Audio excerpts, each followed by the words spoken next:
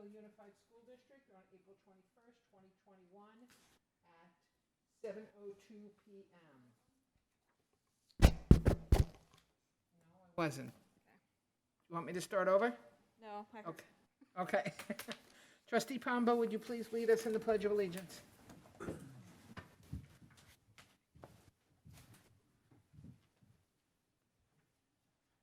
pledge allegiance to the flag of the United States of America and to the republic for which it stands, one nation, under God, indivisible, with liberty and justice for all. Roll call, please. Ann Vania. Here. Colin Clements. Here. Sharon Lampel. Here. Stephanie Olson. Here. David Pombo. Here. Sanita Jithendra. Absent. Are there any approvals or corrections to the agenda? There are none. Move to approve the agenda. Second. Okay, based on a motion by trustee Clements and seconded by trustee Olson. All in favor? Aye. Opposed? The motion passes unanimously. Committee reports. District Advisory Committee, there's nothing to report. District English Language Advisory Committee, DLAC, trustee Bonilla. Nothing to report. Education Committee, trustee Olson. I attended the joint DLAC Education Committee meeting on April 15th, where they submitted the next batch of courses for the high school and also showed us a video on how a video program that shows people, their students' LPAC scores. And it can be done in several different languages, and they're adding more languages all the time, which I thought was great. And that's all I have to report. Okay, thank you. Facilities Committee, trustee Clements. The next Facilities Committee meeting will be May 17th at 6:30, and it will be virtual.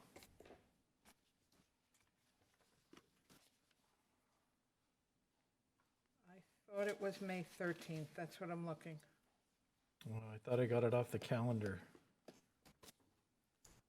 Let's double check. Correction, it is May 13th.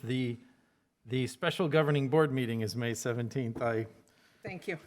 pulled the wrong date off the agenda. No problem. Policy Committee, trustee Bonilla. We're currently reviewing a set of policies, that's all. Safety Committee, trustee Pombo.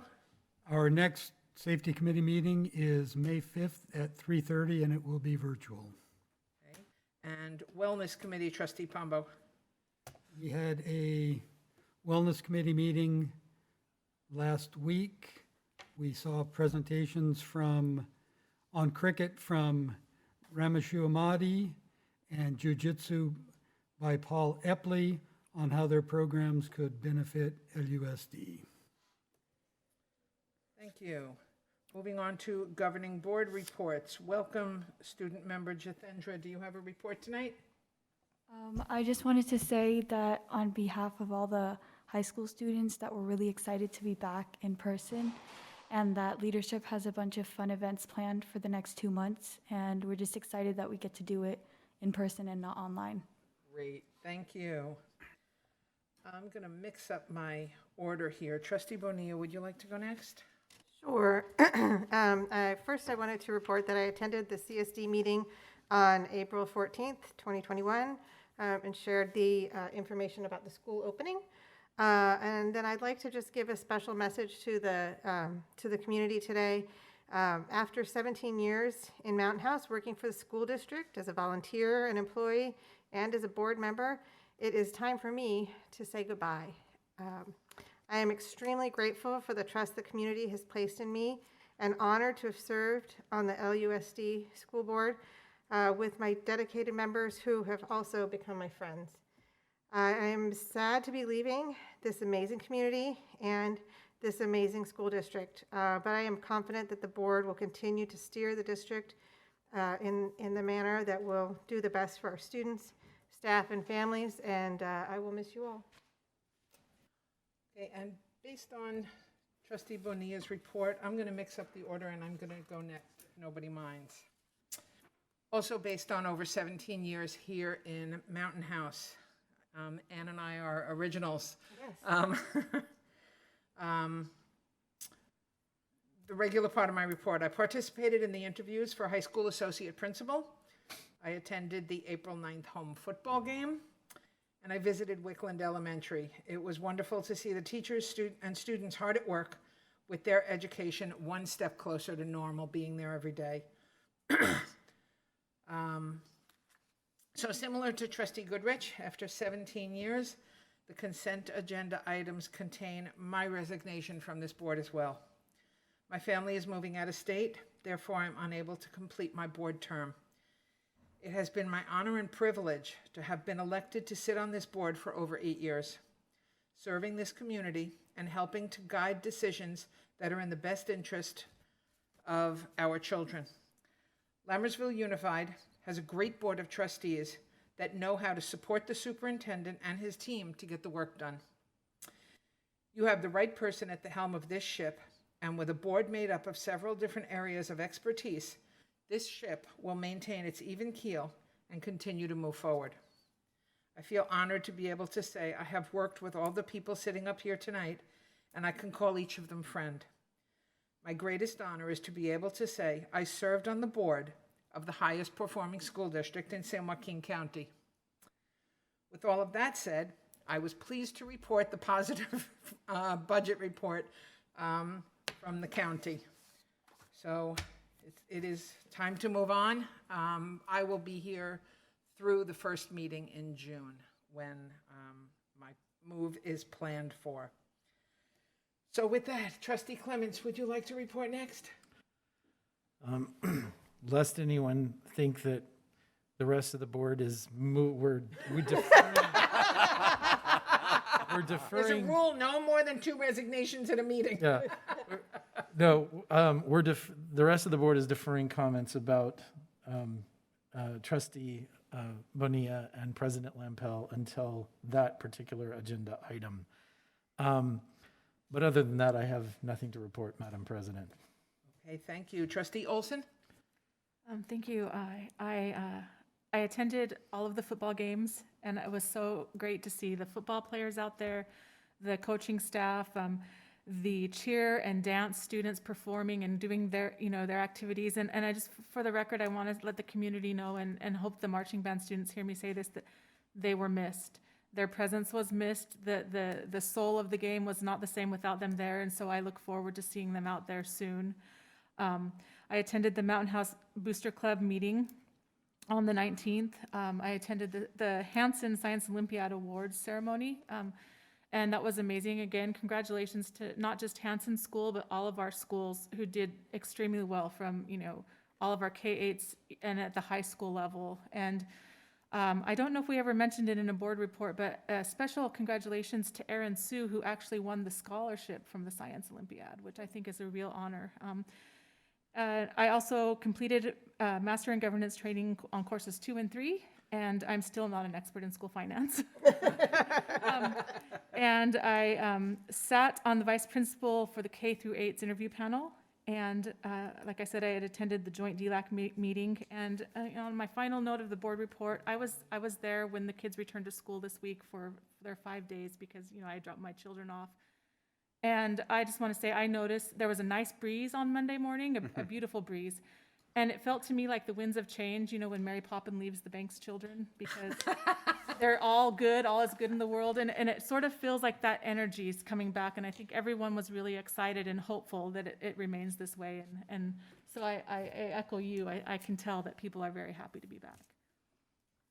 Thank you. Trustee Pombo? I enjoy going last because then I can say, oh, I did that too. I also attended the HOSA Awards at Hanson Elementary. It was very nice. Unfortunately, family was unable to be there of the students because of COVID restrictions and the like. I also attended the Mountain Health Athletic Boosters meeting.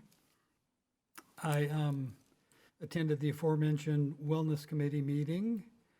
I also attended all 4 of the Mountain House High School football games, and it was really a pleasure to see the kids, the players and coaches and cheerleaders and the rest out there, even though it was a shortened season. Although the short season was less than successful when it comes to wins, I was extremely proud of how our students and coaches, players and coaches, handled themselves this year. They could have, especially one of the games was a lopsided game, and they could have let their frustrations come out, and they did not, and I was very, very proud to see that. I also attended a CSBA webinar on broadband for California, connecting to our promise. And although the vast majority of the LUSD students have access to broadband, not all do. And in some rural districts, it's far less common than here in our district. And I feel that all students should have access to reliable internet, not only for their education, but just because I think it's the right thing to do. And that concludes my report. Thank you. The next item is receiving a public comment. The board shall give members of the public an opportunity to address the board either before or during the board's consideration of each agenda item. At a time so designated on the agenda, members of the public also may bring before the board matters that are not listed on the agenda of a regular meeting. The board may refer such a matter to the superintendent or designee or take it under advisement, but shall not take action at that time. The board may place the matter on an agenda of a subsequent meeting for discussion or action. Individual speakers shall be allowed 3 minutes to address the board on each agenda or non-agenda item. The board shall limit the total time for public input on each item to 20 minutes. And I read the whole thing because it felt good to say that the public is welcome again. Okay, and did you want to speak, Brian? No, I was saying hello. Hi.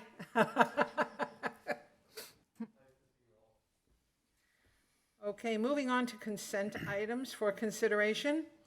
Governing Board minutes, meeting minutes of March 17th, 2020.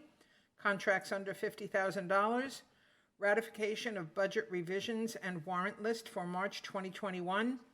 Ratification of 2020-2021 new hires. Ratification of 2021-2022 new hires. Ratification of resignations. Ratification of retirement.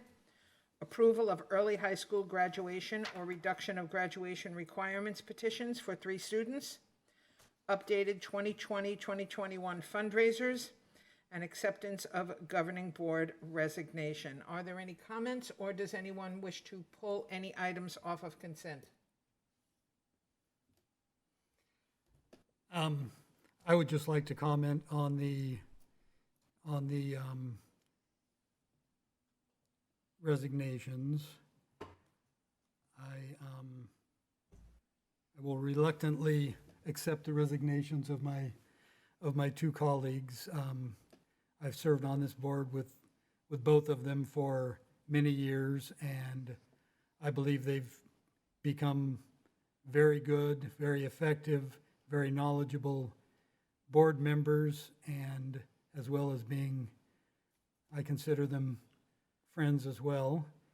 And I hope that continues after they move on. And it's going to be, there's some big shoes to fill, I'll just say that. So let me get this straight. If we vote no, Well, doesn't work that way. Okay. I wanted to recognize each of the 2 of you in turn.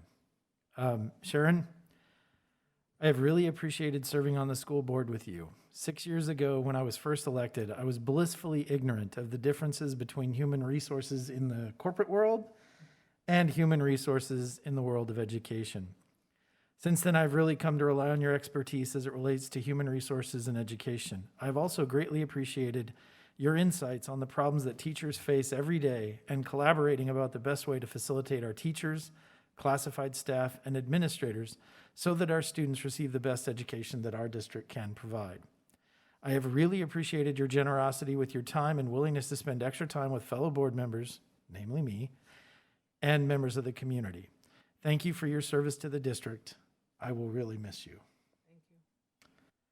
Anne, as you know, 3 years ago, I decided to focus on the lectures and seminars that I attend on equity and special education.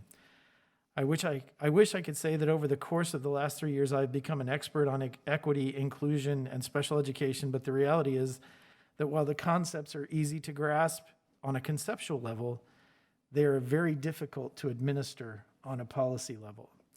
I sincerely appreciate your experience in these areas, and you have really appreciated the extra time that you have spent on the phone with me on these very important topics. Thank you for your service to the district. I will really miss serving on this board with you. We'll miss you too. Thank you. And I would just like to say to both Anne and Sharon that while I am a very new board member, I feel like I'm not new to knowing you because I've been at a lot of meetings and I've interacted with you as a member of the public. And I really do appreciate the care and passion you have for this district and its success. And as selfless public servants, I know how difficult the decision must have been to put the best interests of your family first, but it's well-deserved, and I wish you all the best in your future endeavors and send you off with a heart full of gratitude, especially as a new board member who was welcomed and, received kind of, the warm arms of mentoring and your knowledge in the education field is going to be missed. Thank you. Thank you. And I just wanted to say that even though I've only served on the board for a year, it's really undeniable how much passion you both have for our community. And from a student's perspective, it's not every day that you see an educator who cares that much. And I didn't see that until I joined the board.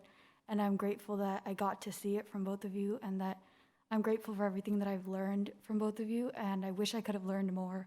But thank you so much for this opportunity. Thank you. Thank you, Sunita. Did I get through this without crying? I got a little tear, but I'm good. I didn't. Okay.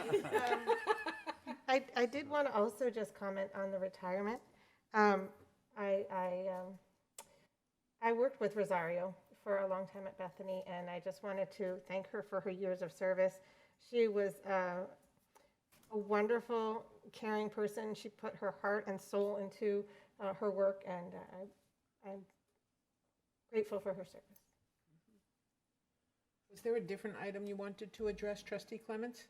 Yes, so I don't want to pull anything out, and so I will move to approve consent items for consideration, but I would like to ask for a little bit of clarification on the budget revisions. Item H, board elections, $51,000. Yes, so we were sent the bill for the November election of the $51,000, and that's our acknowledgement in the paperwork of us paying our bill. That's the November election because of the resignation. No. It is the November of 2020 election, the bill. There won't, the resolution on the board agenda this evening will address a process that won't require an election through the provisional appointment process. Right, okay. So we're not going to have to pay that. Correct. Okay. I'll Okay. second, since you moved to approve. Okay, based on a motion by Trustee Clements and seconded by Trustee Bonilla. Student preferential vote? Aye. All in favor? Aye. Aye. Opposed? Motion carries unanimously. Superintendent Nicholas? Yes, Wait. so Oh, the hires, thank you. The almost crying kind of threw me off. Okay. I like being behind the mask. Secret. Yeah. Okay. No, I did something wrong here. Here we go. Oh, there's no, okay, I have to do it by resume because there was no. Okay, so we would like to welcome the following new employees starting this year. Leticia Carrillo. Oops, don't want to miss anyone. Danielle Hibbard. Adrian Kiswani, Ann Lamb, Giovanna Montford. Sorry, it's slower, there was no cover sheet. Mimi Reinerson,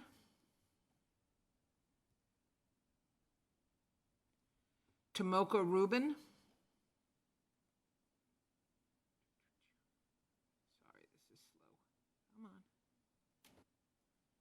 on. And Atsuko Yuki. Welcome to our Lammersville family.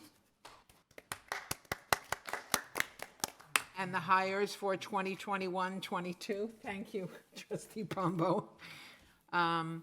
New hires for next year. Leah Grant, K-8 Vice Principal, Brian Shum, Associate Principal, Curriculum and Instruction, and Sarah Silva, K-8 Vice Principal. And I would like to personally congratulate Brian Shum. I sat on the interview panel. He was outstanding, by far the best candidate. And being that he's already one of us, we know what a spectacular job he's going to do. And there's great things on the horizon for Mountain House High School. So welcome to those three administrators. Okay, now we can move on. Okay, so we're going to have Ann come down here to the front of the dais. And President Lompel, if you could join her, and then Certainly. we'll have the rest of the board also go down.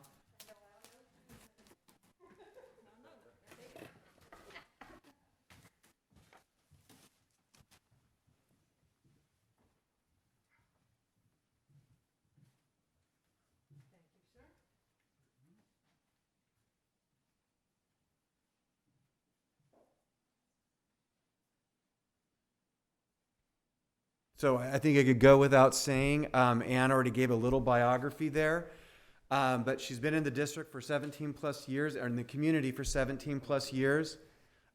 She worked in our schools. Her kids went to our schools. She's a passionate advocate for all students. She has a specialty area in special education, which is one of the most complicated and difficult manners in which we educate kids, and her expertise, her passion, and her willingness to listen and provide good information has been valuable to our district. But as a human being, she's very classy, she's very thoughtful, she's intellectual, and she has one of the rare gifts of a very smart, intellectually based person is that she's able to say things very succinctly and that are very thoughtful. And so for all of us who have been under your tutelage in the board, we are very proud to say we worked with you and for you, and our district has benefited from all of it. So congratulations on your new endeavors. So on behalf of the board and the district, I'd like to present you with this plaque and thank you for your service. I of all people know how difficult it is to work as an educator during the day and then come and do more education work as a board member. That's a lot of dedication. And congratulations and thank you so much.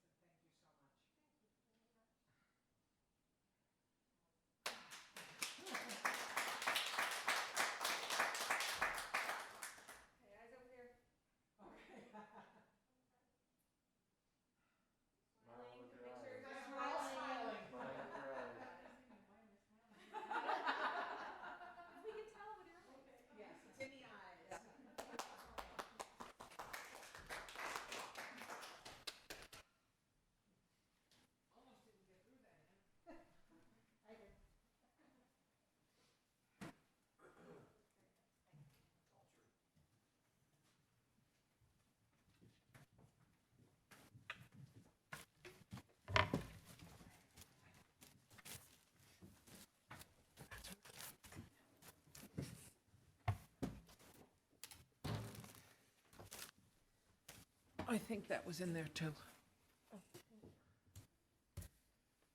Okay, moving on.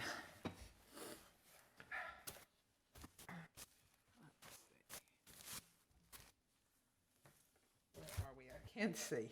We're at district administrative reports. District Administrative Reports, thank you. Superintendent's Report. Yes, I have a lot to cover in a short period of time, but we have a lot of good news. So I wanted to acknowledge our business office. We received our second interim budget report, which acknowledges that our books are strong and that we can afford our bills in this year and the 2 out years. So I want to thank Gloria Grijalva and her team for all their hard work in keeping track of a very complicated budget that runs our program. The second thing is so we made another transition towards getting back to normal this week, and I went out in a windstorm and took some photos. These are the ones that passed the photo review. Some of them were not as good as others. I ventured out to quite a few K-8 schools, Wickland and Bethany and Cordis, and also went to the high school. So I just wanted you to see some youngsters being educated in our different classrooms in varying ways, shapes, and forms, just to get the feel of it. As you notice, as the older the kids get, the more room they take up in the room, but we were able to meet all of the expectations necessary. And so these are just some good shots of little people and bigger little people who are in school. And then at Mountain House High School, we opened up our hybrid program after a long wait to get to red. And in the hybrid mode, you have quite a few different shots there. The kids on the left there on flex time, that's an art classroom. I visited a couple of English classrooms, a Spanish classroom. This young teacher here was on fire. And the kids, it's hard to tell with the picture, but he was on a roll. So we're very excited that Mountain House High School is rolling, and we look forward to May 10th when hopefully we can bring everything back at full throttle. So I thought you would enjoy seeing our kids in action, and that's from the last couple of days. And then we have quite a few acknowledgments to put out, and so we had so many I had to split them up between this and the next meeting. So all of the great work at the Science Olympiad through the high school will be postponed until the May 5th meeting. But we do have some other announcements here, and I try not to fog up my glasses. So our DECA program, which was Distributive Education Clubs of America, we had 10 students make it to the DECA International competition. So I want to, in the areas of career development project, buying and merchandise, startup business plan, business growth plan, and a stock market game. And so we want to acknowledge the following students: Kamal Vij and Shriyam Ranga, Satithi Chakuri and Pranuthi Thota, Sambhav Argwal, Gershan Brar, and Samarth Hiremath, Mehul Tailang, and Manikanta Iluri, and Rashiba Rai. So all of those Mountain House High School students are going to be in the DECA International competition, which I don't see the date, but we will announce that when we get to it. We had a student. Oh, yeah.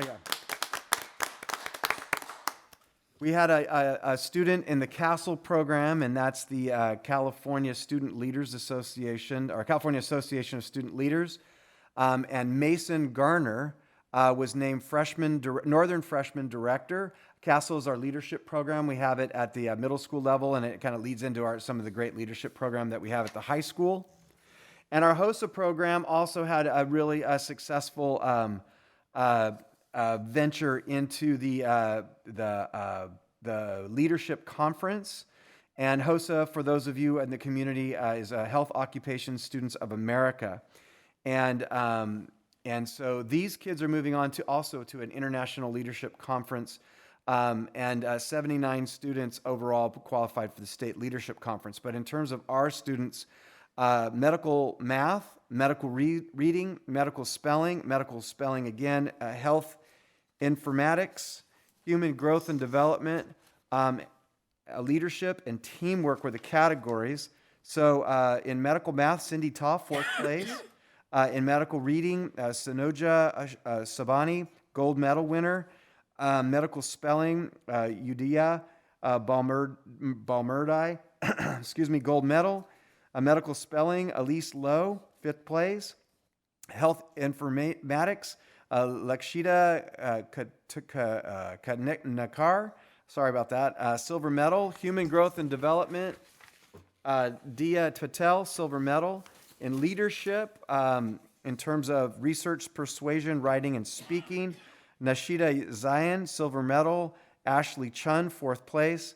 Haindavi Valdanda, 5th place. In organizational leadership, Alicia Royce, gold medal. Healthy lifestyles, Yun Rong Ting, silver medal. Job seeking skills, Nina Chakathara. And then this is the last category. In teamwork for community awareness, Isha Suba, Banu Upadayula, and Vedika Kanaki. Community awareness, Arayana Neum, Trisha Manchala. Forensic science, Levi Bandam, and Rohan Patu, 3rd place, bronze. Medical innovation, Arav Mohan, Rakasha, Venkataraman, Alicia Royce, and Cindy Ta, gold medal. Medical innovation, Tina Lee, Erin Sue, Elise Lowe, silver medal. And the last one, medical innovation, Nalash Krashmanamurthy, Hamsa Parab, Anvani Metapalitai, and Emily Tu, 5th place. So just an incredible performance. And did I say International Leadership Conference? So, as no challenge is, we have not, let me say it this way, we are up to all challenges here in our district. We're very proud of that. And our kids, whether it's virtual or in person, are stepping up, leading the charge, and spreading our name out there across the state, county, country, and the globe, I can say at this point in time. So we're very excited about that. And then the last thing I wanted to just speak to just briefly, we started a project in the district, and again, one of the great parts about working in this district with a board who's visionary and believes that kids and nothing that kids and adults working together can't do, is we've kind of gone into this mindset of we're going to take lemons and turn them into lemonade. And as we're kind of moving into this, trying to get back to normal, planning for next year, opening, with all of our kids in school and trying to bring back what we're also used to. We wanted to take this time as a district leadership team and start a new project. And we're calling that project the Drive to 9,000. So we are sitting here at about 6,500 kids, and we know in a blink of an eye, and in my case, quite a few more gray hairs, we will be at 9,000 students, a much more complicated, larger operation. We're going to build 3 or 4 more new schools. Our high school is going to grow from about 1,700. Thor thinks we're going to hit 1,900 next year, and we'll hit 2,400, and we'll fulfill the vision of the master plan of the community. And in order for us to do that, it's a perfect time for us, while we're making lemonade, is to say, let's take a look at our systems. We have been put to a test. Everybody's stepped up. And let's look at our systems for what they are, their strengths and their weaknesses, and let's build them with the idea we're driving to 9,000. That we have an opportunity right now to take all that's been thrown our way, the good and the bad, and start to build towards what we need to have in our place, in our systems, to take care of 9,000 students, their parents, the community, and all of our desires. And so we started with the Triangle Project. I'll just very briefly describe it with the executive cabinet, where we talked about in a triangle, equilateral, right, all sides of equal strength, where are we each at individually on our path to our own potential, and where are we at in leading our teams, where each individual needs to be inspired to reach their potential, and each individual team, department, needs to reach its potential as a group. And where are we in our systems to drive to 9,000, but how effective are all of our systems in an environment where we know we're going to grow? And so we did that meta-analysis, and out of that came a really fruitful conversation. And one of the great ahas was, we have a lot of team leaders in our district and mid-level managers who we have not by intention, but just by running around crazy, have not provided excellent training to in terms of building teams the way the executive cabinet is passionate about building teams and culture. And so we have begun a journey of providing training of team building and leadership and culture building, which each of our are really high intensity, high important, high impact team leaders and department leads and program leads to make sure that the culture that we have now is alive and well and stronger when we get to 9,000. And so I've contacted a consultant friend of mine who does as a district leadership team leader, trainer, and we're going to spend some time over the next few weeks and months training. The book that was recommended that we all read is The Motive. It's associated with building team and how you think about team and how you think about the progress of your individual team members and what are the best ways to approach it and what are great ways to ask questions and how do you go about aspiring and really building a system that meets those aspirations. So I'm very excited about this. We have a lot of work to do next year. We have PLC processes to re-engage and reinvigorate with all of our staff, and that impacts every kid and every adult in our system. We have to make sure our interventions are tight. We have kids that have backslid. We have learning loss mitigation that we're very concerned about. And we have to maintain our status as the highest performing school district in the county and region. We have to make sure that opportunities are for all kids and that equity and access are available for kids who don't always get access to certain programs. And so if we just go about it the way we were BC before COVID and at 6,500 mindset, we might miss something. And so I'm excited to inform the board that we are going to embark on this journey with a forward mindset, with a passionate desire to take what we've got and take it to where we can take it, and do so with the mindset of enjoying our journey and enjoying the celebrations like all these great things the kids do, and making sure we're taking care of our people. So I just that's my Madam President, that's my report for this evening. But there's a lot of good news for us. Okay, thank you. Item B, enrollment report. Well, a smart guy would not have piled into his pile the information that he needs to announce. Our enrollment is 6,392. Wow. Okay. Item C, quarterly report on Williams uniform complaints, January 2021 through April 2021. There are no reports. Thank you. And item D, district maintenance and operations report. I'd like Mr. Harrison to speak for Mr. LeGrand. Good evening, Board President Lampel, trustees, Dr. Nicholas. I am here in lieu of Mr. LeGrand once again. Installation of the bipolar ionization units is complete at all of the K-8 sites. HVAC units that are 6 tons or less have all been completed. Now we are waiting for some larger bipolar units for our MPRs and some larger units, but 95% of the campus is finished. Fire alarm testing was completed at all sites over spring break. Our energy manager was in the district on Thursday, April 15th, Friday, April 16th, conducting our energy site visits. James will have the report in a couple, 3 weeks back from the energy site visit. Updates on maintenance projects. Baseball netting is going up. It's arrived, and the contractor is installing them next week. The radio repeater upgrade. Our radio vendor was in the district March 30th and April 2nd to program all of our emergency radios again and to make sure that they all connect to the district. The emergency radios were checked and they work with good coverage at both ends of the district, all the way to the south, all the way to the north. The company also reinstalled our old repeater at the high school that's been repaired. We had a problem at the high school. And they now have their own repeater because we added a repeater at the high school as well. So the high school has their own discrete repeater. Solar installations at multiple sites. The architect of record was here on Friday, April 16th to check all the sites for any ADA issues. We have a check-in meeting tomorrow, Jimmy and I, to look at the 50% completion drawings in our meeting tomorrow. The underground gas leak at Lammersville, the concrete and asphalt have been repaired. That is now complete. I don't know if any of you saw the big hole that was out in front of Lammersville for 2 or 3 weeks. It's finally repaired and done. The new pipes were insulated and the hole filled in for the pipe leak at Mountain House High School. That was a big project over 3 or 4 weeks.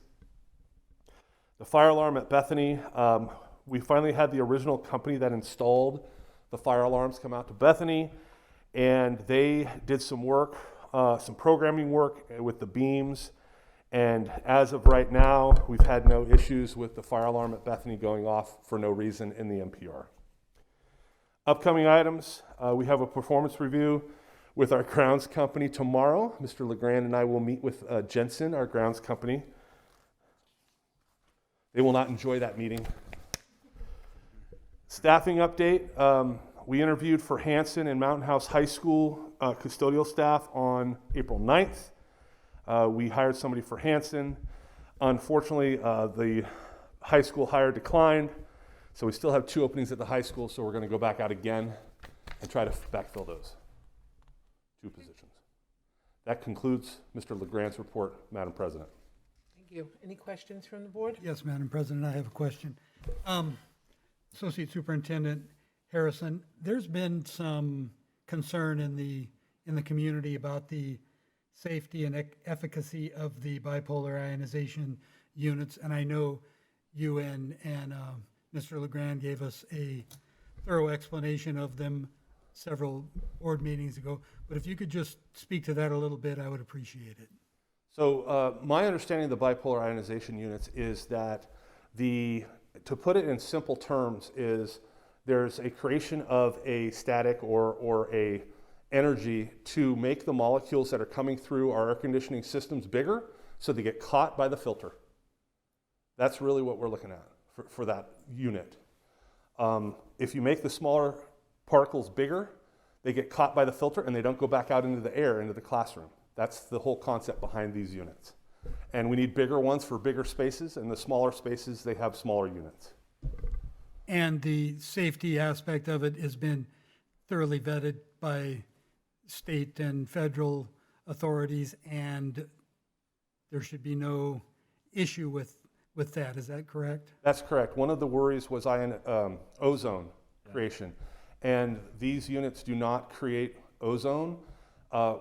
The parts per million of ozone that they may create is 100 less than the minimum requirement.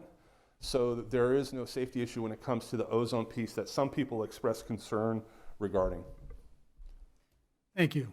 You're welcome. Any other questions from the board? Yeah? No? Okay, before we move away from the reports, thank you. Oh, okay. As most people know, some people may have missed it, today is Administrative Professionals Day. So I just wanted to take a moment to thank Noelle for everything she does, not just for the district, but for us as a board. The hand-holding we get whenever we're doing anything, and I just, I've worked in several districts, worked with many administrative assistants, and Noelle, you are amazing, the way you support us and support Superintendent Nicholas, and I just wanted to take a moment to thank you, not just this day, but every day. Yes, you. thank you for the hand-holding and also the jovial ribbing occasionally. My pleasure, thank you. Okay, moving on to action items.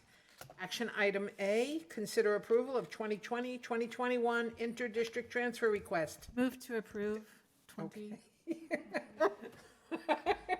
interdistrict transfer requests. Second. Okay. Any questions or comments? All right. Student preferential vote? Aye. Okay. All in favor? Aye. Opposed? Motion carries based on a motion by trustee Olson and seconded by trustee Clements. Okay, item B, consider approval of 2021-2022 interdistrict transfer request. Move to approve 2021-2022 inter-district transfer requests. Second. Okay, based on a motion by trustee Bonilla and seconded by trustee Clements. Student preferential vote? Aye. All in favor? Aye. Opposed? Motion carries unanimously. Consider approval of revised certificated unrepresented job description, coordinator of special education. Staff report? Yeah, this was a job description that needed to be updated. There were some things in there that were obsolete, and this is just cleaning up some old paperwork. Any questions or comments from the board? No? I'll entertain a motion. Move to approve Coordinator of Special Education. Second. Sometimes it's hard to see who's speaking because we're all covered. Based on a motion by trustee Bonilla and seconded by trustee Olson, student preferential vote? Aye. All in favor? Aye. Opposed? Motion carries unanimously. Consider approval of 2020-2021 seniority lists for Lammersville Teachers Association and California School Employees Association, CSEA, Chapter 873. Staff report? Yeah, this is an annual act that we do, perfunctory but important, so we recommend that it be approved. Move to approve the 2020-2021 Lammersville Teacher Association seniority list and the 2020-2021 California School Employee Association Chapter number 873 seniority list. Second. And I just wanted to make a comment. It's silly, but I found it interesting. In going over the seniority list, I realized that somewhere around 15% of our employees were at the district prior to my being on the board, and the other 85% have been hired in the last 11 years, which I found interesting. Doesn't mean anything, just interesting. It is interesting. Okay. We didn't act on it yet, right? No. You commented it. Based on a motion by trustee Clements and seconded by trustee Olson, student preferential vote? Aye. All in favor? Aye. Opposed? Motion carries unanimously. Item E, consider approval of the food services agreement for the National School Lunch Program between Mountain House Elementary School District and Lammersville Unified School District for the 2021-2022 school year. Staff report? Yeah, this allows us to work with a very small school district and assist them in their food service needs. Okay, any questions or comments by the board? All right, Move how to many ap- students do they have now? I have no idea, but it was never more than 20, so I think I would say it would be significantly lower than 20. Wow. Move to approve the food services agreement for the National School Lunch Program between Mountain House Elementary School District and Lammersville Unified School District for the 2021-2022 school year. Second. Okay, based on a motion by trustee Olson and seconded by trustee Bonilla, student preferential vote? Aye. All in favor? Aye. Opposed? Motion carries unanimously. Item F, consider approval of course outlines at Mountain House High School. Staff report? Yeah, Assistant Superintendent Sherburne came up with a process so that we can fully vet the machinery of high school club courses and all the paperwork that comes with it. This is just the next tranche of course outlines. Any board questions or comments? I'll entertain a motion. Move to approve course outlines at Mountain House High School. Second. Based on a motion by trustee Bonilla and seconded by trustee Clements, student preferential vote? Aye. All in favor? Opposed? Motion carries unanimously. Item G, consider approval to adopt curriculum for K-8 summer school curriculum. Teacher-created materials, TCM, not to exceed $81,456.20, and benchmark education, not to exceed $60,041.37. Staff report? Yes, at the March 17th board meeting, Assistant Superintendent Sherburne presented for our entire instructional team our learning loss mitigation plan, in which this is part of it. So we recommend approval. Any questions or comments from the board? I'll entertain a motion. Move to approve and adopt curriculum for K-8 summer school curriculum. Second. Based on a motion by trustee Pombo and seconded by trustee Olson, student preferential vote? Aye. All in favor? Aye. Opposed? Motion carries unanimously. Item H, consider approval of Governing Board Resolution 20-21-11 regarding vacancy. Staff report? Yes, this resolution defines the process recommended by staff to fill the two upcoming vacant board seats. There are two options, a provisional appointment or an election. Elections are cumbersome and expensive. And so we are strongly recommending the provisional appointment process outlined in the resolution. In essence, tonight the board would approve the resolution process. We would put out tomorrow applications, a deadline of May 7.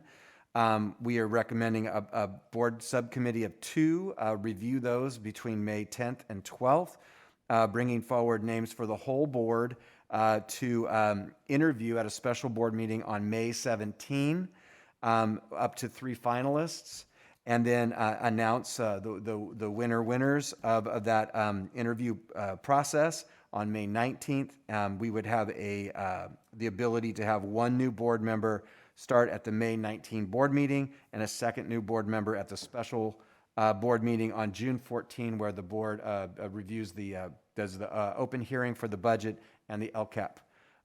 And so that is, in essence, what we're describing in the resolution, and that's the staff report.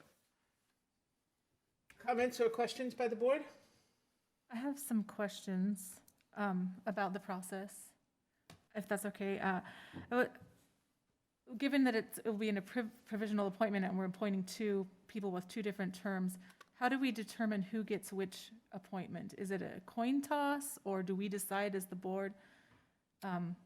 It's an excellent question, and it's very rare. I had the experience with with an attorney where he said, "No, Kirk, quit asking the questions. You get to do whatever you guys want to do." So this is a pretty open. It's very rare without all the regulations and rules we always are used to following. The board gets to make a decision. Okay, and then my other comment, I guess, is, the suggestion of a subcommittee of 2, there's only going to be 4 of us. And then, basically we're putting 2 people in charge of kind of picking the, 3 final. I don't know if I'm comfortable with that. I would like to think that each board member should have a little bit more input in the process. And if somebody could tell me why I might be wrong in that thinking, that's fine. But that's just kind of my initial reaction to that. Every process that we go through, we have a screening group. We do that. It's why we created the facilities subcommittee, is to have 2 board members representing the board hear the first wave. We do that with every hiring process. The idea is not knowing how many people would put in an application. We would have a rubric-based review that the finalists that would come forward, and then the whole board would interview the finalists. But it's the board's decision to make. That's the recommendation in the resolution. And preparing for the meeting, I worked on this with Superintendent Nicholas, and I do recommend that we follow this procedure that is outlined. If we get 25 applications, that would mean we'd have 25 interviews at the board. First of all, we wouldn't even be able to do that in one night. So it's really just a screening, the same way we do all personnel. You just sat on one. Mm-hmm. Those applications are screened before they come to you. So that's the purpose of doing it this way. If you want more than, what we have is up to 3. We could change that if it's the small number that you're uncomfortable. I mean, if we get 25 applications and we only recommend 3, I do have a little bit of concern about that because, I think while I may trust all of you, the perception to the public might be that 2 board members had a really heavy hand in choosing the appointments, if that makes sense. I don't know, maybe I'm overthinking it. I just want to make sure that,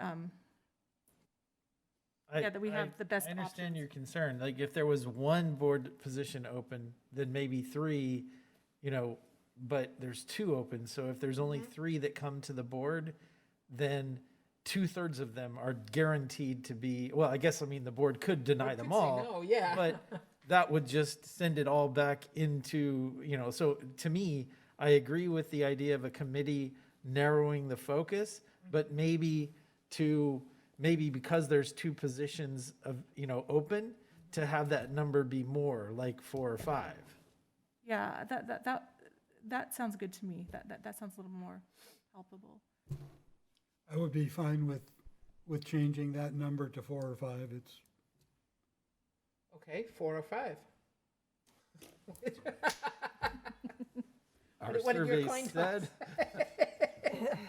So do you have a, Superintendent Nicholas, do you have any concerns with the process that was laid out by the attorneys? To quote our attorney, we can do whatever we decide we want to Yeah. do. Yeah. I want to just make sure, we wanted to make sure there was flexibility for the board in the way this was written. And I don't think that any of those specifics were written in here, so I don't think it changes the resolution. Okay. And how you choose or the number you choose is the discretion of the board. Okay, so the concern makes sense to me also, because, you know, if we only forward 3, then 2/3 of them pretty much are in. What if we change the wording to up to 5? Up to. That's Yeah. good. That way, if we don't have 5, then we don't have to worry about Yeah. finding. So as board president, I would like to appoint Mr. Pombo and myself as the most senior board members to do the screening, unless there's some objection by the board. My involvement in the process would be I would be completely involved up to the point where we vote on the second person, and that second person is filling my spot. I don't vote on that. But otherwise, I am involved in the process. It's the only reason why I submitted my resignation now, effective June, was to take one resolution, send out one set of applications. Otherwise, I would have, submitted my resignation much later. Any questions, concerns? I'm willing to serve on the subcommittee. I don't know if anyone has concerns with that. I can't serve because my resignation is Yeah. effective the end of today. Yeah. So I'm not going to weigh in because I've caused all these problems. I'm sorry. we're a team. Okay, and I like the change up to 5. I think that was a very good suggestion. So, yes? Can I just ask one more question? Please. I know the attorney said we can do whatever we want, but on the application, it does ask, the applicant to provide 2 letters of recommendation. And I know when, we have job positions open, staff, like principals can write letters of recommendation for people. If a member of the community who knows one of us asks us to write a letter of recommendation, is that something that we want to steer away from, or do we just follow the same process that? Stop me if I am incorrect, but you are a member of the committee and you could write a letter of recommendation for someone. I have written letters of recommendation for people who applied for jobs here. Okay. As have Is I. that correct, Superintendent Nicholas? To quote our attorney, we can do it, we can set any process that we would like to. So.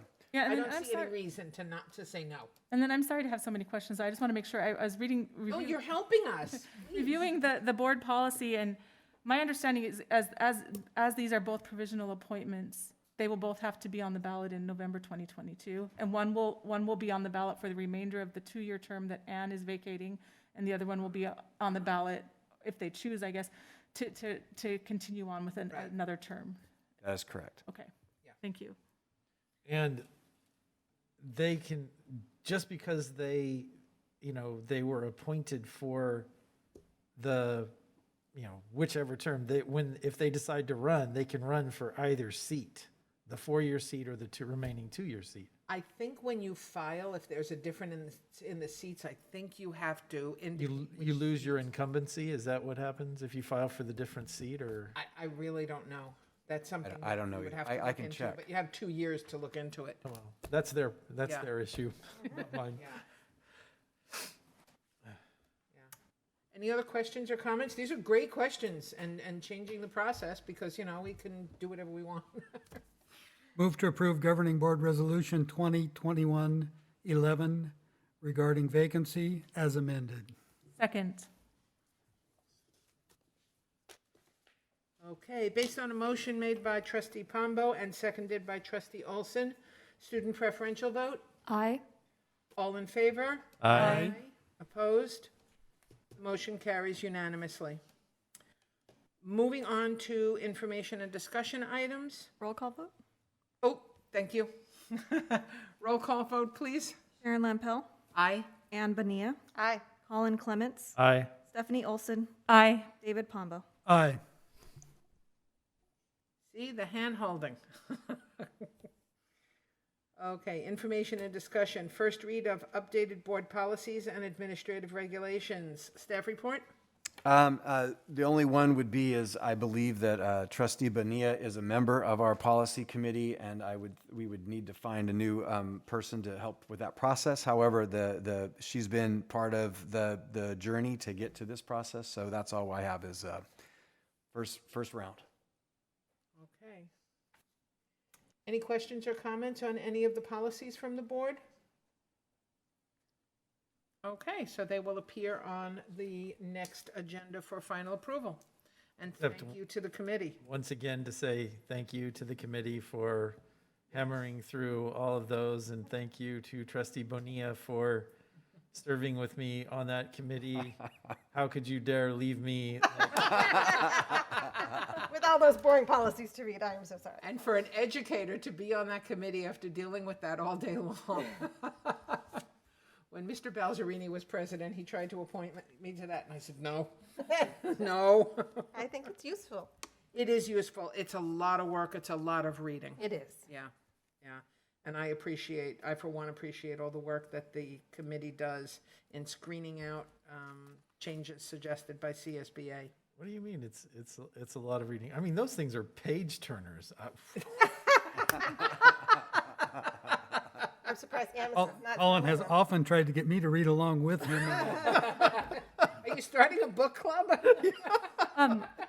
One thing I did learn at the CSBA training about policies is that you should read them always with the district vision in mind. And that helps me get through them a lot better when I keep that vision statement. You know, do these policies actually get us to that vision and our goals? And so I thought that was great training advice. Yeah, great. Okay, item B, Wickland parking lot expansion. Staff report? I know we've been dealing with some highbrow stuff, but let's talk about a parking lot, shall we? Wickland is our first Mountain House school. I don't know how it all came to be, but the parking lots we've built in future schools are bigger. So we started a journey last year looking at different things we could do, and the one thing that was not something we couldn't let go is we need to provide more parking spaces for safety, if nothing else. And so we've done a lot of talking and working with Wes a little bit. And so the picture over here with the gold around it is where we want to put the expansion. It would fit in there. It wouldn't get into the field too much. And we think we can add 20 spaces. So I have already approved the preliminary work to have, the paperwork and the engineering and the soil stuff with the people that do that for our school sites. But what I wanted to let the board know is we're moving forward with this. It'd be ideal if we could do the work this summer. We'll see how that goes. Everybody's working right now, so it might take a little longer than we hope. And then I would bring this back formally once we get a contract and information on costs. And this would be our first Measure L expenditure in quite some time. We have approximately $3 million left in Measure L. But a safety issue and convenience, and frankly, it's people shouldn't have to worry about fighting for a parking space when we have grass we can fill up. So that's just an information item from the board, and any comments are welcome. Any comments or questions? Yes, Madam. Yes, Madam President. It makes no difference. I'm just curious. Would this parking lot be earmarked for staff parking or just general parking? I think like Altamont, we were modeling it after Altamont's. That's just open general. And that's something that they could kind of deal with, and if they wanted it designated later. I know the high schools kind of designated some spots in theirs, but at this point, we were just hoping to give them more spaces. Okay, thank you. I would just recommend that you might designate some spots for staff. I know Wickland that parking lot does fill up very quickly, and staff that live in the community or, at various times, regardless, as your teacher, you need to be able to park and get to your classroom. And if your dog runs away and you're running late, You need to know that you have a parking spot there. It- Does that sound like the voice of experience? Yeah, No, like, it can happen. But I'm was just saying that you need to purely- make sure you have a parking spot if you're coming to work, and that might be something to think about. that was purely hypothetical, Madam President. Totally hypothetical. No one's dogs ever run away when they're on their way to work. What are you talking about? Yeah. I have a, you help me refresh my memory. Summer school, will there be summer school at Wickland and for, that would be happening during the construction? Do you would recall which grades? Wickland is the lower grades, Altamont is the upper,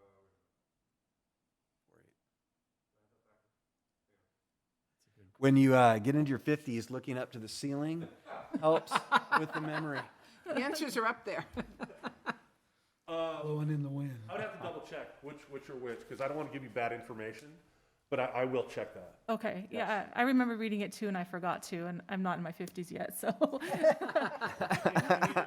In either case, we're going to have people dropping off, whether they're the littles or the bigs, we're still going to have parents dropping off. Yeah, I mean, safety is a concern either way, but, I was thinking if it's the older age group, it's a little more concerning to me because a lot of them may be walking or biking themselves there, just, how the construction site's managed.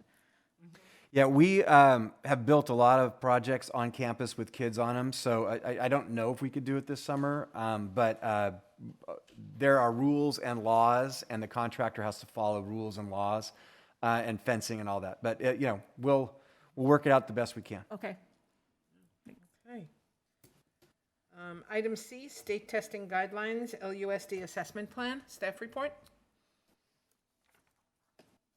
So at the March 17th meeting, I gave a presentation of things that were coming up, and we were waiting for federal guidance to follow a plan that would allow us to get more instructional time. So on April 7th, which is 2 weeks ago, the Department of Education approved California's assessment plan, which provided local districts, if they had a common assessment, to be able to bypass the CASP. So what we were able to do on that timeline is to use MAP, and we have used MAP in the past as a supplement to state testing when the state was transitioning from NCLB to the SBAC. So 3rd through 8th grade this year will utilize the MAP results to communicate student progress to students.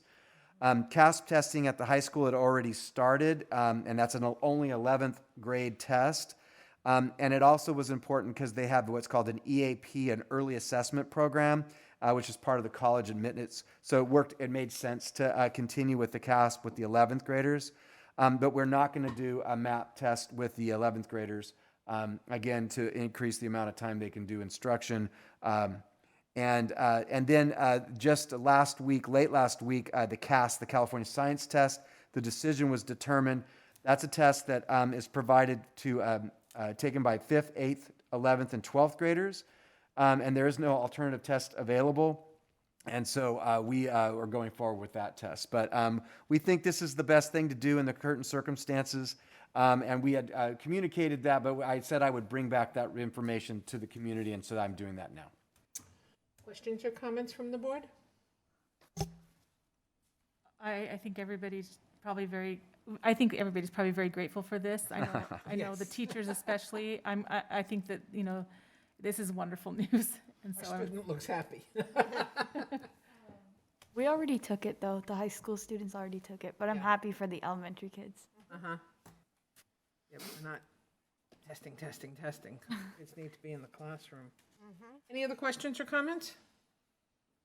Okay. Item D, distance learning for the 2021-2022 school year. Staff report? Yeah, I put this on the board agenda. We missed a board meeting because of spring break. So this has been on the agenda for about a month. But guidance from the state and information from the governor has come out regarding where they're at with it right now. And I asked Associate Superintendent Harrison to give an update to the board for their comment.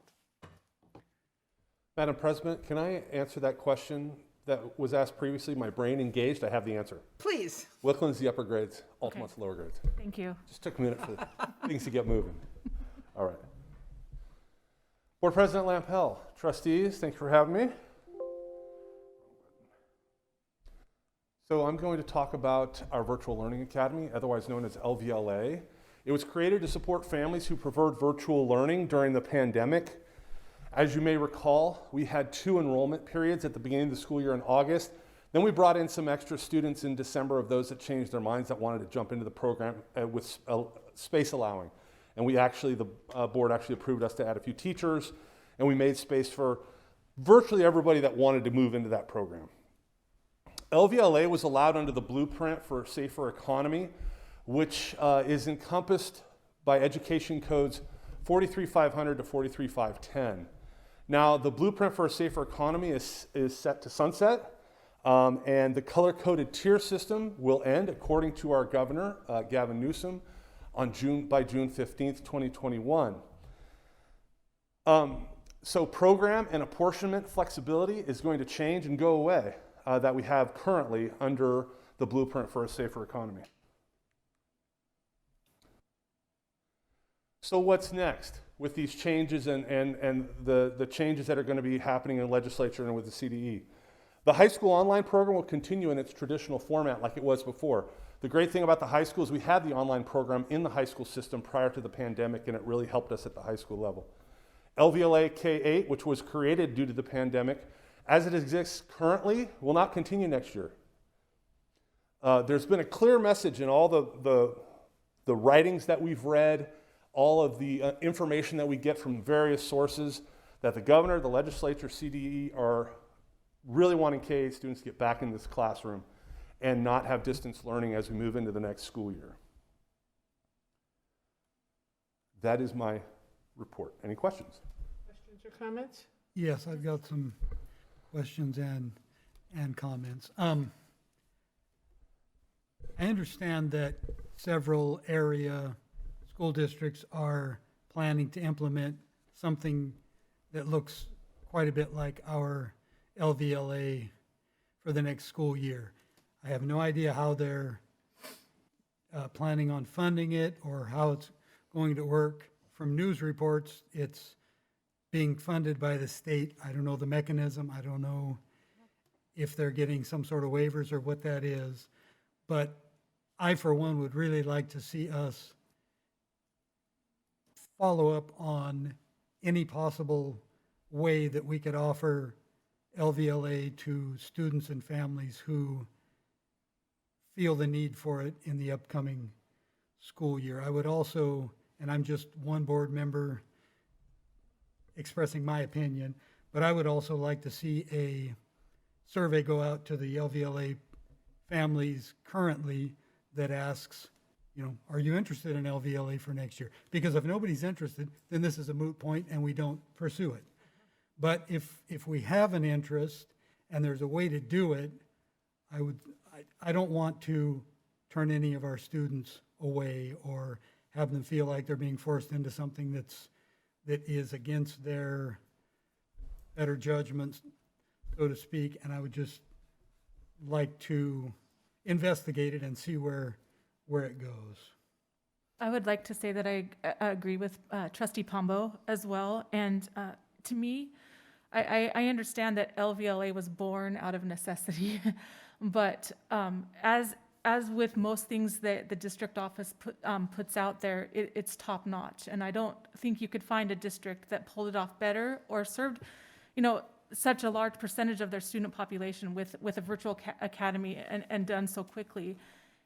We are a very innovative district, and I feel like we are always forward thinking, and the goal in education is to meet the needs of all students and finding ways that work. And I think one thing we discovered out of this necessity of creating LVLA this year was that some students actually thrive.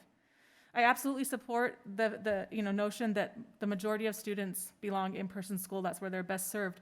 But I think we have learned that there are some students whose needs are best met here. And I think we have a great opportunity. I think we've captured some homeschool students from the community that it benefits them in that they can attend their home school district and be part of their school extracurriculars, instead of following a different curriculum. The students with unique medical needs, if we could continue LVLA, not just not just in response to the pandemic. And then also, I do think that while things are improving, and I do feel the winds of change and Mary Poppins has left the building, I do think, that it's not like everything is just 100% back to the way it was in the fall. And there are some families in our district that probably do need another year, or, because of their COVID needs and uncertainties. And so I would love the district to investigate a way. I understand that the state right now is removing all the ADA and hold harmless flexibility, which makes it difficult. But if there's any possible way, I know, briefly looking at other districts, that they're putting their LVLA programs under the alternative education umbrella, and I haven't had the opportunity to understand how funding works for that and if that would impact us, but I would love for you, the people that are expert at that to investigate that further. I think there's a lot of work that would need to be done if we are not falling under the average daily attendance, and this is a huge funding issue.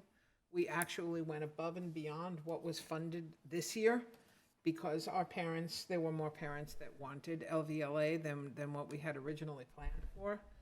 I'm an educator. I'm an old educator. I believe that children belong in school. There are provisions for kids with health issues. So I'm not as worried about those students. Those families will work with the district, and those students will continue to get served. I do support getting the kids back to school, especially since there's a financial issue. We need to, as Superintendent Nicholas said earlier, we need to start planning for more kids, and that's going to stretch our budget as it happens, because the funding from the state, when we grow astronomically, we don't get that money for that year. We get it the following year.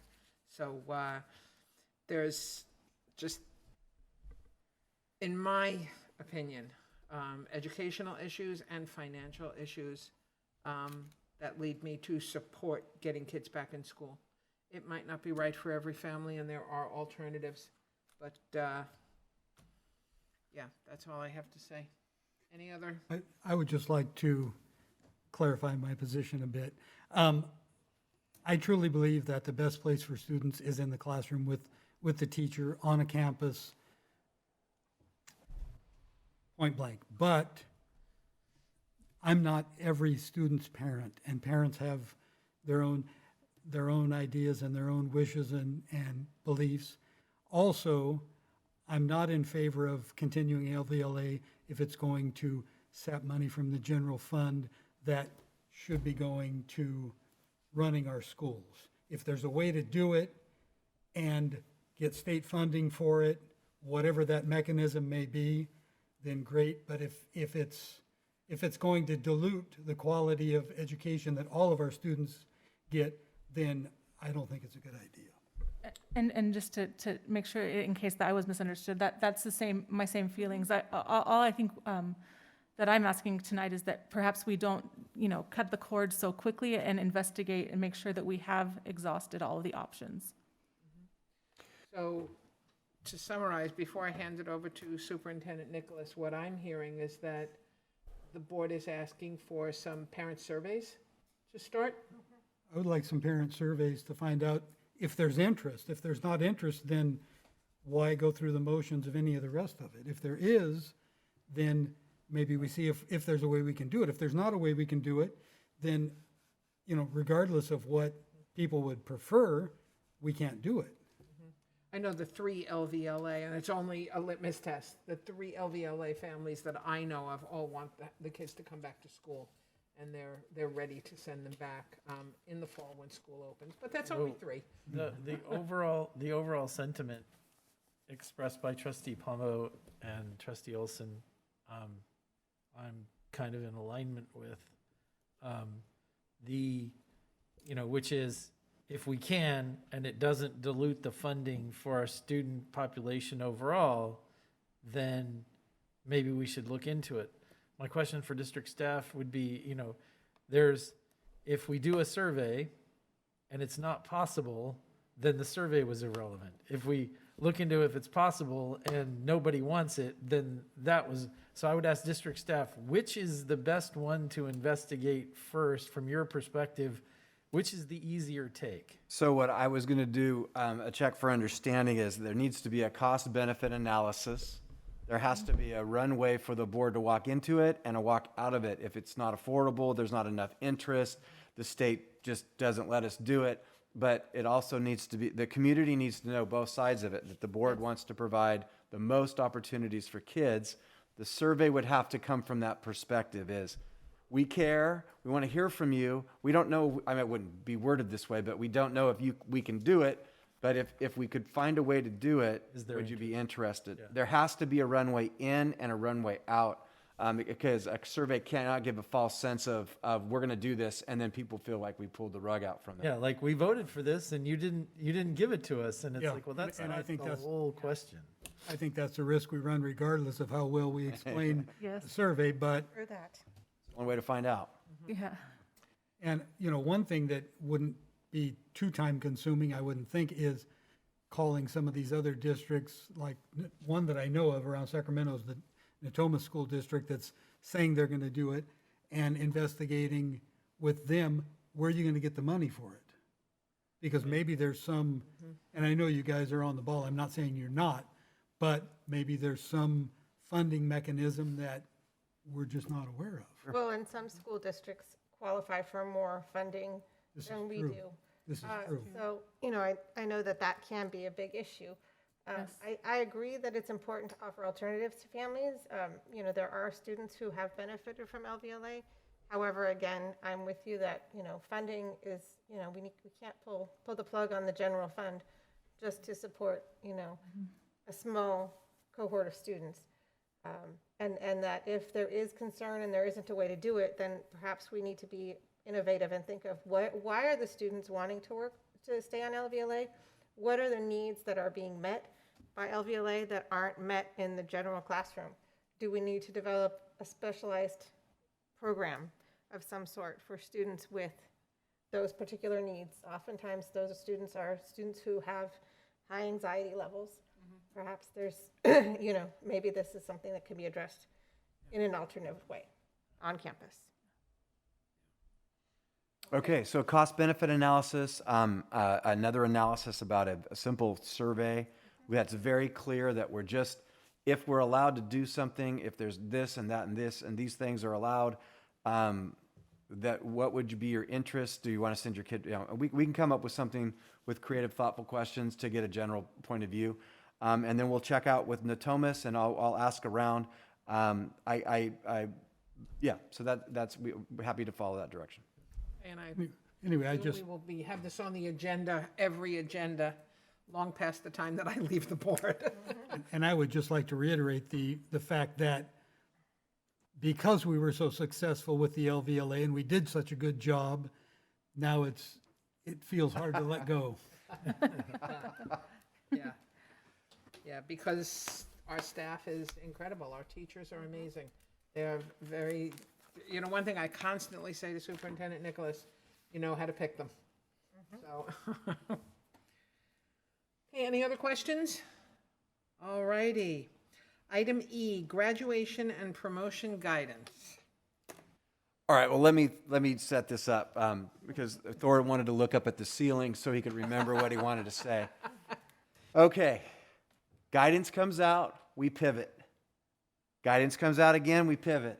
So this is a pivot to get everybody the opportunity to do something, a promotion and a graduation ceremony. It's a little bit different than what we talked about, but Mr. Harrison here has worked really hard with the principals, and this is an effort to give to the community something that resembles a good promotion and graduation ceremony.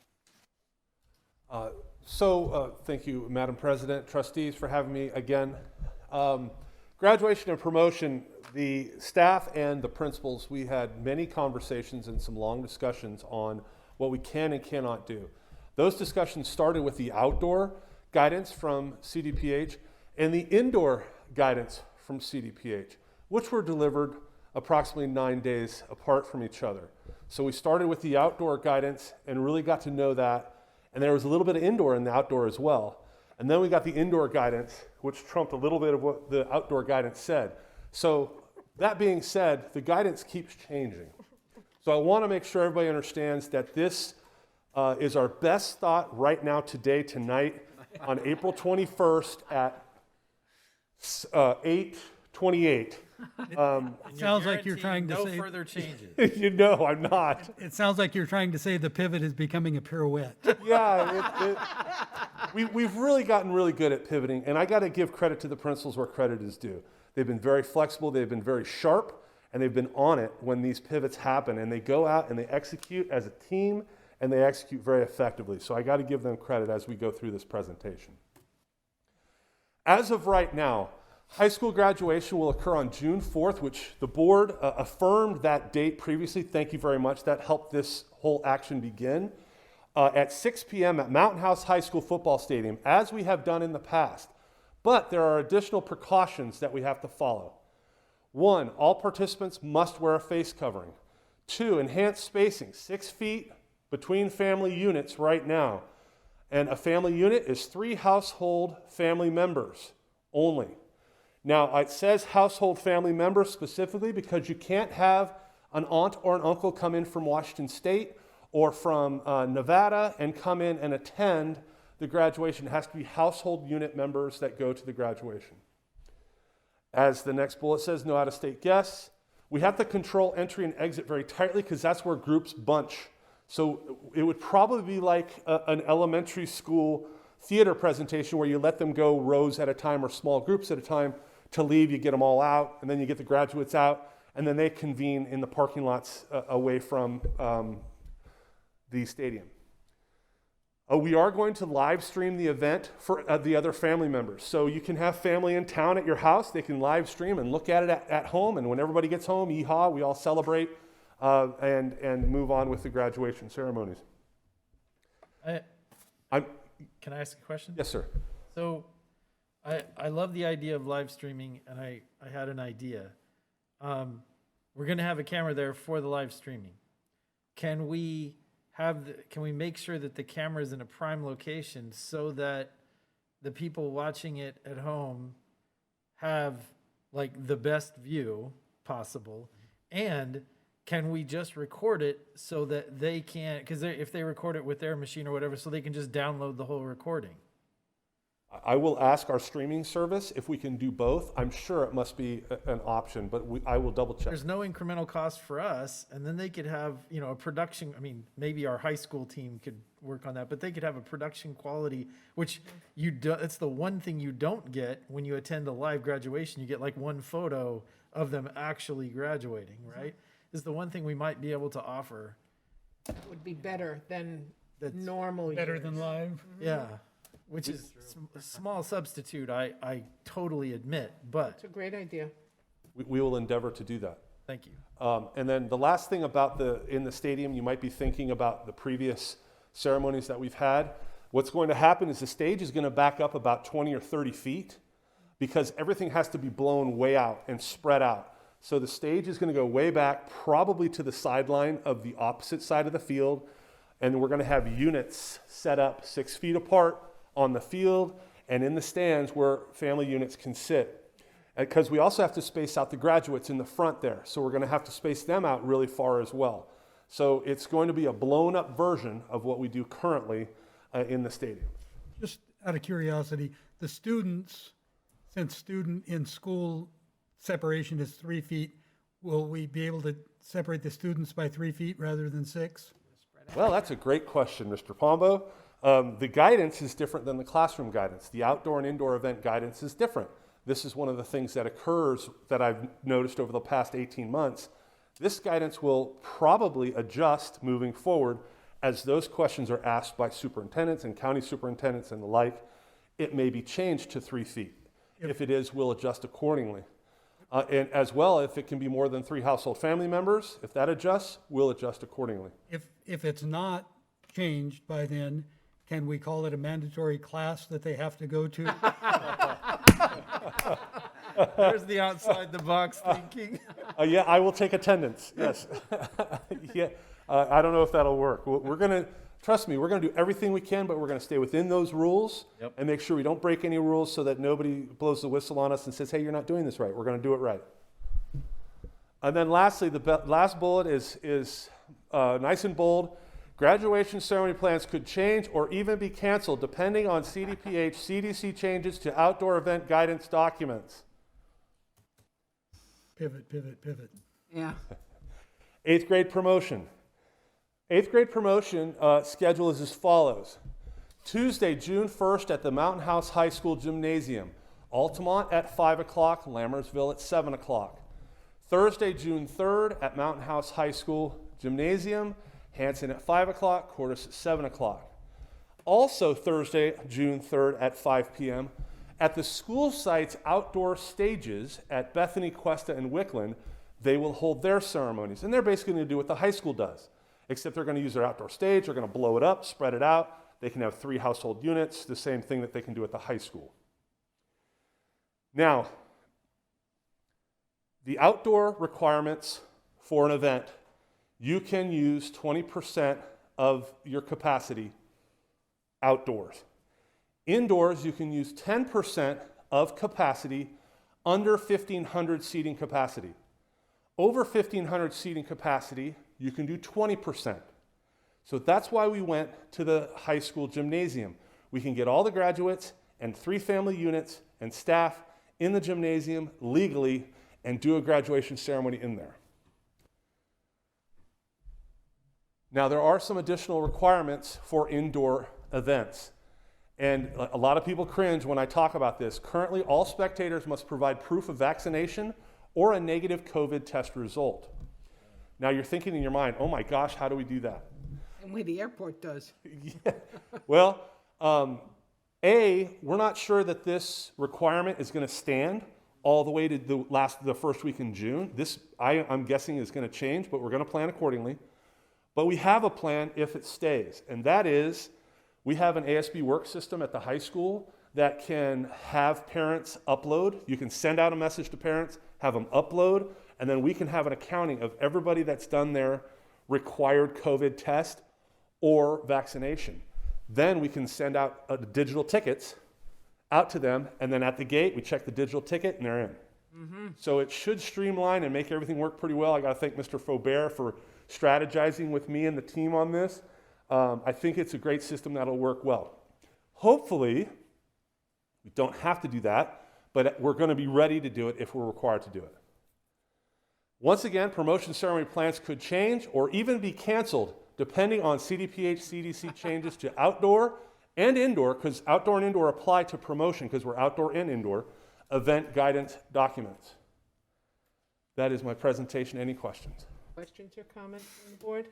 I would just like to say huge kudos to all staff members who've worked on this. I know it's a lot of planning and a lot of figuring things out and all that stuff, but I believe the graduates and their families will really appreciate it. I know I really appreciate it, and I'm just really excited to have an actual graduation rather than cars driving by and exhaust and all that. Yeah, I think COVID has offered us some opportunities to learn how to do stuff like this with the digital tickets to get in and doing all that stuff in advance. We always try to look at the positive. This is a lot of work, and I know it changes every day. So we'll just have to monitor it. Other questions or comments from the board? Madam President, I don't know if you wanted to do this now, but our intention was not to have every board member at every one of these. We've always split them up. Oh, you got it? I'm there, yeah. So we need to start thinking about which promotion ceremonies board members want to attend. At that point, we will have 4 board members because I will be leaving after the June 2nd board meeting. And I won't be in town on June 1st. So you'll have the replacement for Trustee Bonilla and the 4 of you. So, 3 of you. 3 of you. So we need to start thinking about which ones you want to attend. If you want to look at your calendars, we could do this at a future board meeting, or you could sign up for something now. We have June 1st, 2 schools, June 3rd, 2 schools, June 3rd, 1, 2, 3, 4, 5 schools. It's the same as what's here. Oh, is it? I thought it was, I didn't realize there were 5. Yeah, because the second two bullets are both June 3rd. So there's June 3rd at the high school gymnasium and June 3rd, Bethany, Wickland, and Cuesta. Actually, it's more. It's 1, 2, 3, 4, 5, 6 schools on June 3rd. So, I only count 5. Which one am I missing? Bethany, Wickland, Cuesta, Hanson, Cordes? Yeah, there's only 5. Hanson, Cordis, Bethany, I think it's- Wickland, and Cuesta, so 5. And June 1st, there's 2. We can do it now or we can do it later. I would just like to put it out there that I will be kicked out of my family if I don't do the Lammersville one this year because my granddaughter is graduating, and as much as I love the board, my family kind of. Combo, Lammersville, got it. One thing that, well, two things. We're going to have maybe short of board members to be there, and the fact that they're on different nights would allow us to have board members go to more than one graduation. And I've always been disappointed that we can't get board members at every graduation. And this affords us, at least for this year, the opportunity to have at least one board member at every graduation, and some of them perhaps more than, more. So I would be happy to go to as many as I'm physically able to, meaning that I can't go to 5 at the same time. But as many as I can, as long as there's room to be socially distanced from others and follow all the rules. So do board members want to sign up tonight or work on it, and we can revisit this next meeting? Well, I would like to sign up for, unless another board member wants it, I can do the Thursday, June 3rd at the high school gymnasium, Hanson and Cordis. Hanson and Cordis, okay. But I'm not married to that if a board member really wants to do one of Well, those. I'm sure there could be more than one board member if people want. Yeah, I mean, there's 4 of them at 5 p.m. on that date and 1 at 7. So, I Yeah. mean, the 7 p.m. one could have a lot of board members. Yeah. But I am free on that date, and as I don't have a current 8th grader promoting, I don't have to attend my home schools this year. I don't know if you could tell me if it's going to be windy or not. That could I would assume so. How about if we pencil in board members for whichever graduate or promotions, and then we can adjust, or anybody who's not sure, I can do the 2. You'll do both on June Yes. 1st? Okay, so Pombo on both of those on June 1st. I would like to attend those as well, if that's okay. Okay, Olson.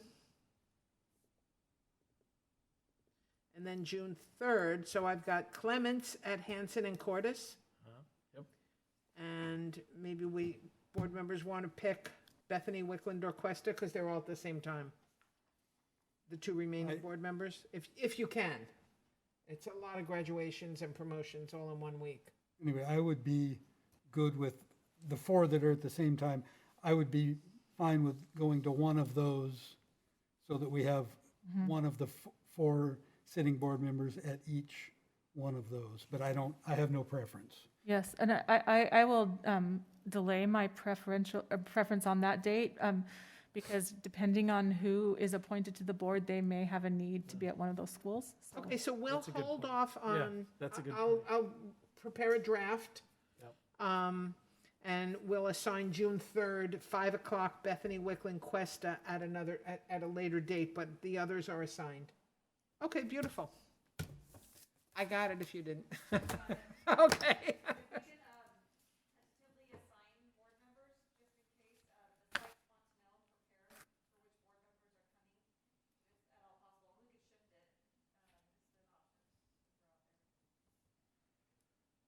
Okay.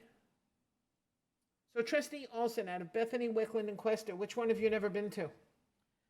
I've never been to Bethany, nor have I been to Wickland, so, I think you need to go to Bethany then. okay. Okay.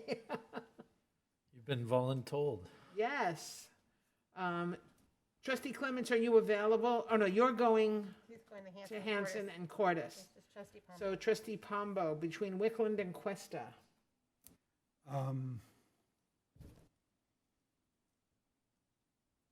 You can put my name down for for Wickland, and if there's a conflict, we can swap them around later.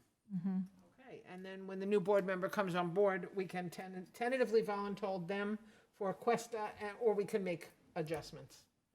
So I appreciate how much you guys are volunteering for. This is a lot of time. Point of clarification, since there is, that option to attend a few on different days, if, after we attend the 5 PM graduation on June 3rd, if we wanted to go over to Cordes, could we also head over there? And not as the assigned board member, but just to, or is there? Well, if you're gonna go there, you should probably be as an assigned board member and be recognized. Okay. Yeah. So, So did we have someone for the Cordis? Colin is yeah, Colin. trustee, yeah. Yeah. I would like to make it over there as well, if I Okay. could, since it's a brand-new school and, So Olson for this one only, not Hanson, correct. just Cordis. Okay. And then high school. All, I mean, unless guidance comes out that talks about we're not, then. Too many figureheads at one Yeah, place. Too much hot air in one spot. Too much hot air. That I could, was gonna say that, but I chose not to. it will help with the wind. There you go, see? Counteract. Okay, I wish I could attend, but that's, I won't have a house here, so. Okay. Before we move on to calendar, I would like to thank Brian Harrison for joining us at our first meeting that we could have the public here. I, for one, appreciate you being here, Brian. Thank you. Thank you, Brian.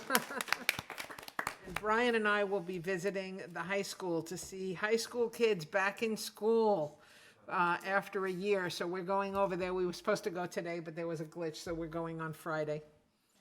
So we'll get to see high school kids in seats learning. I'm very excited. So if there's nothing else, we'll move on to calendar.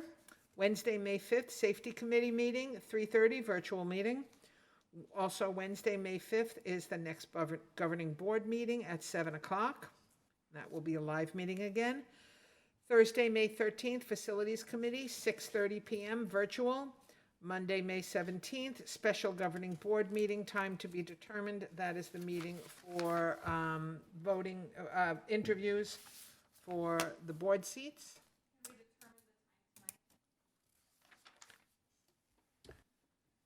I think we can do that. I move for 6:57. If we have 30 5 seconds? candidates, you need to consider if it takes like a 20-minute interview or so, conversation and time, you're talking about 5 times 20, that's 100 minutes, I think. So then, and with gaps in between. So if you start too early or too late, you need to consider that. In other words, you don't want someone interviewing at 9 o'clock at night. Right, right. I don't have an opinion, I'm retired.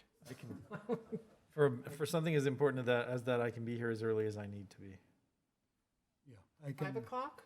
Yeah, I can be here at 5 for that. 5 o'clock works. Okay. Okay, and if there are any candidates that can't be here by 5, we can try to move candidates around, so the ones that can come early. Well, that bodes ill. No, I'm just kidding. Okay, 5 o'clock. So you're not that dedicated. Special board meeting, let me change this in here before I forget.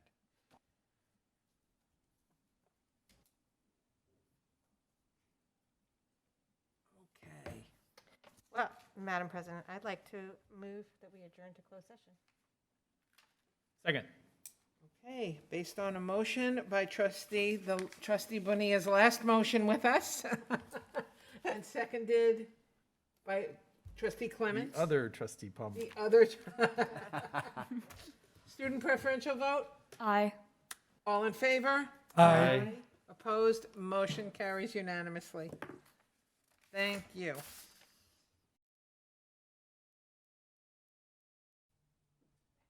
You're welcome. I'm so bad with that.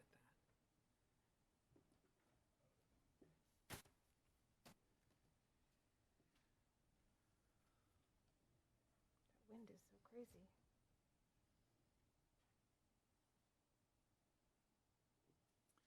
Okay, we are reconvening from closed session at 10:13 PM. Closed session item D, the board concluded negotiations with the superintendent regarding compensation. I'll entertain a motion to adjourn. Move to adjourn. Second. Based on a motion by trustee Olson and seconded by trustee Clements. All in favor? Aye. Opposed?